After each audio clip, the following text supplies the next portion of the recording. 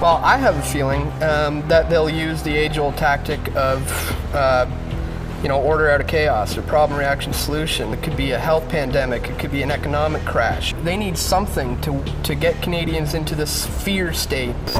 The best possible outcome is no easy path for any of us. The initial peak, the top of the curve, may be in late spring, with the end of the first wave in the summer.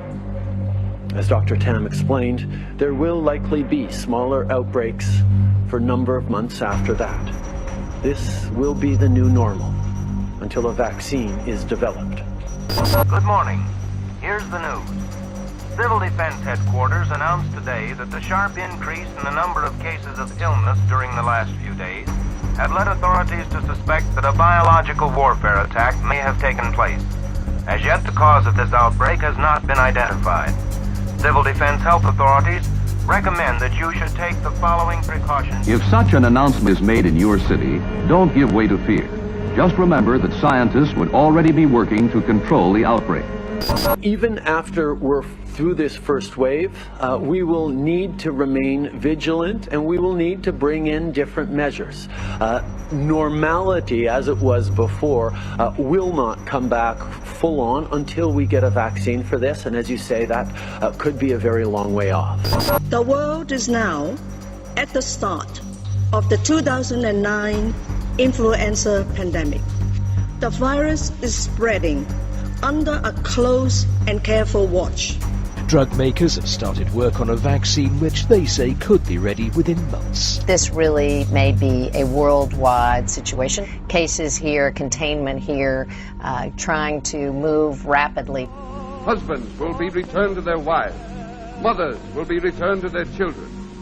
Join us in this great work. Rally to the fight against tuberculosis, the common enemy of mankind. A few drops of vaccine injected under the skin of the arm will give them dependable and lasting immunity. Part of getting through this wave in a rapid way will be because we are developing the tools that will also help us when those wavelets come forward in the coming years, in the coming months. It makes me think back to 1976, the first year I served in the Congress. We had a vote on the swine flu. Back then, there was a panic, and they said it was going to sweep the nation, and they rapidly came up with some flu shots, and the government was going to inoculate everybody and save the world from this disaster. I'm the healthiest 55-year-old you ever seen. Hey, I play golf every weekend. Get a shot of protection, the swine flu shot. The flu came, and the flu went, and one person died, except for those individuals who died from getting the flu vaccine. And over 25 people died just from getting the vaccine, and many got ill from it, until finally they had to suspend the whole program. This will be the new normal until a vaccine is developed. We had about 13,000 cases of tuberculosis. Now that's a serious disease. And also, the last time they recorded the number of deaths in this country was in 2006, and there were 644 deaths from tuberculosis. Laura, some students here in Prince George's County schools have missed up to a month and a half of school because they have not gotten their vaccinations for chicken pox and hepatitis B. Now the school system says it's time to get tough and take those parents to court. We need those students immunized. We need them in schools. We need them safe. This Saturday, more than 1,600 students and their parents have been ordered to appear in circuit court for the children to be immunized. Health workers will be on hand to give the shots immediately. We can do this the easy way, or we can do this the hard way. This will be the new normal until a vaccine is developed. This strain of swine influenza that's been cultured in the laboratory is something that's not been seen anywhere actually in the United States and the world. So this is actually a new strain of influenza that's been identified.